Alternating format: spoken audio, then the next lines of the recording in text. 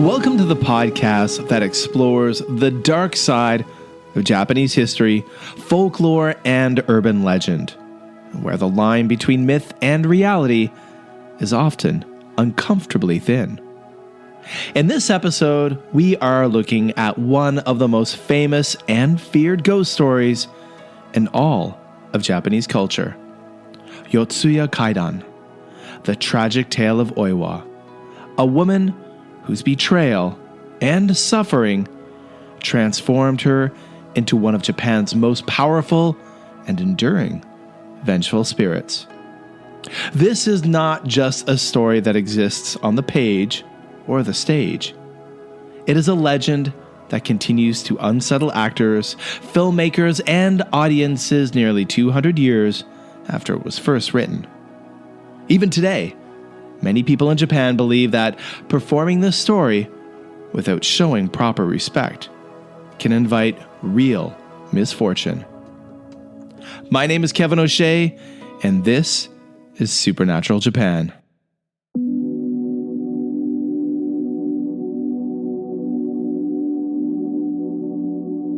The story of Oiwa is set in Edo-period Japan, during the early 19th century, a time when social class was rigid, marriages were often arranged, and women had very little power to escape unhappy or abusive relationships. The tale was first popularized in 1825 by the playwright Tsuruya Nanboku IV, whose kabuki play, Tokaido Yotsuya Kaidan, became one of the most successful and influential ghost stories in Japanese theater history. The setting is the Yotsuya district of Edo, which is now part of modern-day Tokyo. At the time, it was a quiet residential area near samurai estates, and it was seen as an ordinary, unremarkable place. That sense of normality is part of what makes the story so disturbing, because it suggests that horror does not come from distant haunted castles or remote mountains, but from everyday life and familiar streets. Oya was married to a low-ranking samurai named Tamiya Lemon, and their marriage began without great happiness, but also without open cruelty. However, Lemon was an ambitious and resentful man who believed he deserved a better life than the one he had. When he was offered a chance to marry into a wealthy family, Lemon decided that Oya had become an obstacle to his social advancement. Rather than divorcing her, which could have damaged his reputation, he chose a far more dangerous and cowardly solution. Lemon arranged for Oiwa to be slowly poisoned. The poison did not kill her immediately, but instead caused her body to deteriorate in horrifying ways. Her hair fell out in clumps, and one side of her face became paralyzed, and her appearance was permanently disfigured. When Oiwa finally saw her reflection, she understood that the person responsible for her suffering was the man she trusted the most. In that moment, she did not cry or plead. Instead, she accepted what had happened and allowed her anger to replace her fear. Oiwa eventually died from the effects of the poison, weak, betrayed, and filled with rage. According to her story, her final thoughts were not of forgiveness or reconciliation, but of revenge. Soon after her death, Lemon married again, believing that he had successfully erased his past. However, on his wedding night, when he lifted his new bride's veil, he did not see her face. Instead, he saw the distorted face of Oiwa staring back at him. In panic, Lemon drew his sword and struck, only to realize that he had killed his new wife. And from that moment onward, Oiwa began to appear everywhere in his life, Her face emerged from paper lanterns, from mirrors, from walls, and even from bodies of water. And no matter where Lemon fled, Oiwa followed him, slowly driving him into madness until he was unable to distinguish between the living and the dead. And in the end, he lost both his sanity and his life, destroyed by the very spirit he had created. Oiwa is remembered as one of Japan's most powerful onryō, or vengeful spirits. In Japanese folklore, onryō are not passive ghosts that wander sadly through the afterlife. They are manifestations of unresolved anger or injustice, capable of warping reality itself. Unlike many Western ghost stories that focus on closure or redemption, onryō stories are about consequences. They suggest that emotional suffering does not simply disappear after death, but instead accumulates and transforms into something dangerous. Oiwa's image became the blueprint for countless later horror figures. Her long black hair, white burial kimono, and disfigured face can be seen echoed in modern Japanese horror films such as Ringu, Ju-on, or Dark Water. In this sense, Oiwa is not just a historical ghost, but the original ancestor of Japan's modern horror iconography.